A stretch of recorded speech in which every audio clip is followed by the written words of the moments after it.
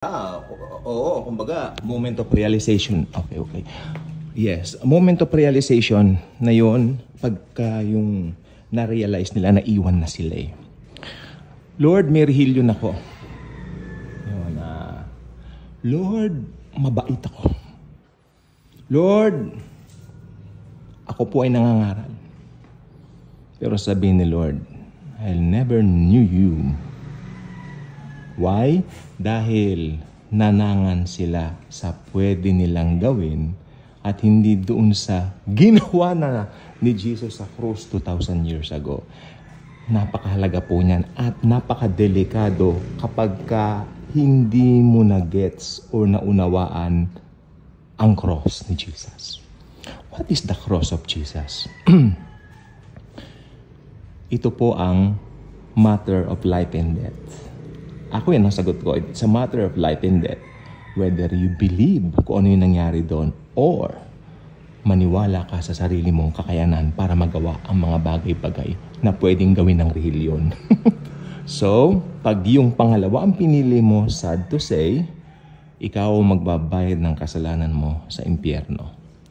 Walang papasok sa langit dahil sa mabubuting gawa. Nakalagay yan sa Efeso Kabanata 2, mula 8 hanggang 10. Ito yung mga versikulo niya. No? Kaya, ang kaligtasan po talaga, from start to finish, faith. Faith to faith to faith to faith to faith. Walang katapusang faith. Makinig kayo sa akin, importante po to. Sa Old Testament pa lang po, faith na po talaga ang pinaiiral. Nga lang, matitigas ang ulo ng mga tao, humingi sila ng batas sa Diyos. Mabait naman ang Diyos, pinagbigyan sila. Nga lang, pagkabigay ng batas, nalabag agad yung first commandment. What is the first commandment? Huwag kang gagawa ng anumang imahen, rebulto, or larawan na iyong sasambahin. That is the very first commandment, di ba? Pero that was being break, kabibigay pa lang. Why? It was being break by them. They break the rules. Mga rule breakers agad eh. Kasi pagbaba ni Moises mula sa Mount Sinai, wherein doon ibinigay ng Panginoon yung Ten Commandments, nakita agad niya sila sumasamba sa guya. Natagalan kasi si Moises doon sa Mount Sinai. Itong mga tao, naiinip na. Hindi na bababa si Moises. Ang masaklap nito, si Aaron na kapatid mismo ni Moises, ang kanilang pinilit para igawa sila ng Diyos-Diyosan. See? Kaya sabi ko, yun, doon pa lang palpak na. Humingi sila ng batas, palpak na. Pangalawang ginawa ng mga tao, humingi sila ng hari sa Diyos. Ayaw ng Diyos ng hari, ayaw ng Diyos na may mamumuno. Kaya tandaan po ninyo, meron po tayong Book of Judges sa Old Testament, di ba? Yan po ay nagpapakita na nag-appoint ang Diyos ng mga mangunguna sa kanyang piling bayan, piling lahi. Nandiyan po si Samson. Di ba? Nandiyan si Gideon. Alam naman natin ang mga kwento po nila. Hindi na po natin kailangan elaborate. Humiling ang mga tao, ay binigay ng Diyos. Ang Diyos masunurin sa gusto ng tao. Kasi mabait ang Diyos. Nga lang, humingin ang tao ng batas sa Diyos. Nilabag agad. Kabibigay pa lang, nilabag agad. Ayun ang mga tao nagsasamba sa ribultong guya. Ang gumawa pa, lalong nasaktan si Moises malamang, ang kanyang kuya Aaron. Sapagkat ito naman ay tinutukan lang ng baril ng mga tao, mga Israelita. Gawa kami ng guya. Wala na, hindi nabababa pa si Moises. Sobrang mainipin sila. Yan ang nangyari. Kapalpakan agad. Bakit? Ano naman ang kaibahan niyan sa makabagong panahon natin ngayon? Maraming nananangan sa kanilang mabuting gawa. Ito kahapon lang po ito nangyari. Nagulat ako dito sa Facebook. You know what? Alam mo, mahilig akong mag-tingin-tingin na naman. Hindi ako ganong nakatutok sa Facebook. Mas tutok ako sa YouTube. To be honest with all of you. Nakita ko sa Facebook, grabing maka, anong tawag mo sa Tagalog? Sa English lang, grabing maka-judge. O yun. Sa Tagalog, grabing makapuna ka. Ano? Basta ano siya, mapanghusga. Yun, husga. Sa English, mas madali eh. Grabing makahusga itong babaeng ito na member ng pangunahing church no, na born again dito sa Pilipinas. Popular po sila. Alam na po natin yon, nawawala ang kaligtasan nila. Okay? Grabe siyang makapunay. Grabe yung mga salita niya. Binabanatan niya yung labubo, binabanatan niya yung mga ganitong issue, binabanatan niya. As if, gusto ko sabihin, matanda na po kasi, hindi ko na inano. Aba, tita, gusto ko sabihin nga sana lahat nagkasala na, pero kayo hindi kayo nagkakasala. Di ba? Parang self-righteous. Hindi po ganun ang Christianity. Christianity is about the righteousness of Jesus Christ. Ibinihis po sa atin. Ngayon, may pagkukorek ba sa grace? Meron po. Pero sa magandang paraan, hindi sa ganung paraan na iha-hashtag mo pa. May mga hinashtag pa siya kung ano-ano. Palagay mo, papansinin siya ng mga hinashtag niya. Kaaasaran lang siya . Hindi naman siya, papanigan . Ganun, or bibigyan ng pansin kako sana. Pero alam niyo po, sa Christianity, it's all about what Jesus has done on the cross. What He had done. The most important thing. Kasi, yung mga naiwan sa rapture, unang-una po dyan mga religious. Tulad niya yung nakaluhod na yan sa larawan. Naiwan kami. Unang-una, hindi naman nangangaral ng rapture ang iba . Marami pong evangelical churches ngayon Huwag na po natin isama yung mga kulto. Evangelical churches lang po sa ating mga born again, hindi nangangaral ng rapture.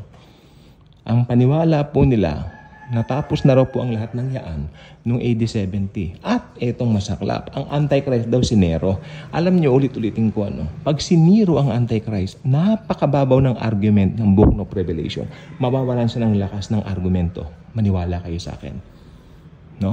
Dahil sa totoo lang, ang Book of Revelation po, na-unfold po yan simula noong 1948. Naging nation muli ang Israel. Kaya totoo po, for the future talaga. Nagsimula sa nation of Israel, tuloy-tuloy na po yan, then magra-rapture, then lalabas ang Antichrist. Okay? Hindi lalabas ang Antichrist hanggat walang rapture. Sapagkat yung restrainer tatanggalin dito. Parang sirang plakat CD na ako, pero ayos yan po. For the sake of the gospel of grace. Yung restrainer po, tayo po yung mga Kristiyano. Tayo mga born again Christians po. Kaya tayo aalisin dito. Oo nga naman, pag hindi tayo inalis dito, lalabas yung Antikristo, yung halimaw. Malalaman natin agad yun kasi punong-puno tayo ng salita ng Diyos. Marunong tayo sa Bible, yung mga maiiwan, mga mangmang sa Biblia. Amen? Amen. Pag malaki mo naman, na born again ka, pag malaki mo na marunong ka sa Bible. Pag malaki mo yan, kasi marunong ka sa Bible dahil sa banal na Espiritu ni Kristo na nasa atin. Di ba? So, ayun po. Kaya pag naiwan sila, maniniwala sila sa Antichrist na tayo kinuha ng mga aliens. Di ba? Tulad ng E.T., tulad ng mga napapanood sa mga pelikula. Okay. Ngayon, na-unfold na po yung Antichrist. Pag lumabas na po yung Antichrist, ang gagawin po niya, siyempre magpapakitang gilas muna siya para humakot siya ng maraming followers. Maraming followers Ganyan ang ginagawa ng mga tao ngayon. Ngayon pala nakikita ko na yung spirit of the Antichrist. Especially social media world. Gusto lahat ng tao ngayon, karamihan. I'm not saying it all, but karamihan ng tao yung gustong sumikat. Kanya-kanya sila ng gimmick. Pansinin mo mga ibang mga celebrities, kanya-kanya sila ng gimmick na ginagawa. Kaya hindi ko alam yon. Gumigimik-gimmick lang yung mga yan. Para pag sumikat si ganon, magpapagimik naman siya. Ganyan po. Ganyan ang espiritu ng Antikristo. Maniwala kayo sa akin.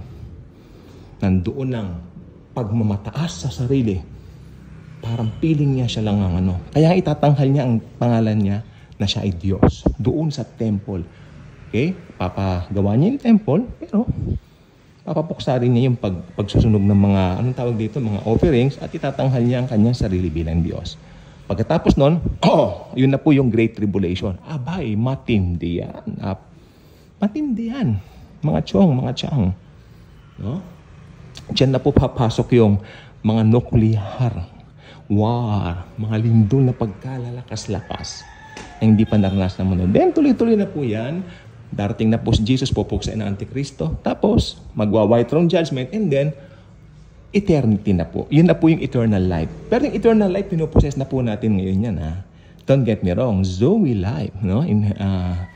Ang tawag ito in Greek. Ibig sabihin yan, that is the life. Spiritual life yan, life of God na nasa atin na.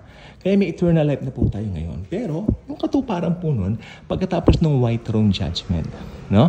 Naitapon na si Satanas, yung Antikristo, at saka yung false prophet sa Gehenna. Nandun na rin yung mga unbelievers sa Gehenna.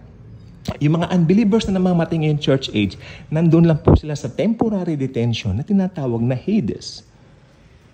Ilan ba ang impyerno? 3 salin yan sa wikang Griego. Meron tayong Hades, meron tayong Tartarus, at meron tayong Gehenna. Ang Gehenna ngayon, bakante pa. Maliban na kung gusto mong mauna na. Joke. So, ang Hades, nandyan po yung mga namamatay ng mga unbelievers ngayon. Hades, no? Tapos, sa Tartarus, nandyan yung mga fallen angels, yung mga nagrebelde, sumama kay Satanas. Nalinlang ni Satanas at nagsisama sa kanya. Nandyan silang yung sa Tartarus. At yun, bakante pa ngayon yung sinasabi kong Gehenna, sapagkat ang magiging buena mano at mga unang tao doon ay ang Antichrist at ang false prophet. Mauuna pa sila doon kay Satan dahil si Satan for the meantime, ikukulong siya, ide-detain siya ng 1,000 years sa balong malalim para hindi makapanlil lang sa millennial reign ng Panginoong Hesukristo dito sa lupa. Malapit na po ang Christ the King. So I'm so excited, no? Maraming Pilipino nagmamahal kay Jesus. So Christ the King, I love it, I love it, I love it. This coming Sunday po yata yun, no? Christ the King celebration. At yung iba naman, Jesus reigns sa mga born again. Basta si Jesus tinataas, gusto ko yan. Hindi ako nakikipagtalo sa rehilyon. Huwag tayo makipagtalo sa rehilyon. Gamitin natin yung common denominator natin, si Jesus, no? Para magkasundo tayo. Doon, kasundo natin sila doon. Mahal nila si Jesus Christ. Ako, gustong-gusto ko po yan. Gustong-gusto ko. I love that. I love that. Okay? So, yes. Jesus reigns. Christ the King reigns forever and ever. God bless you, everyone.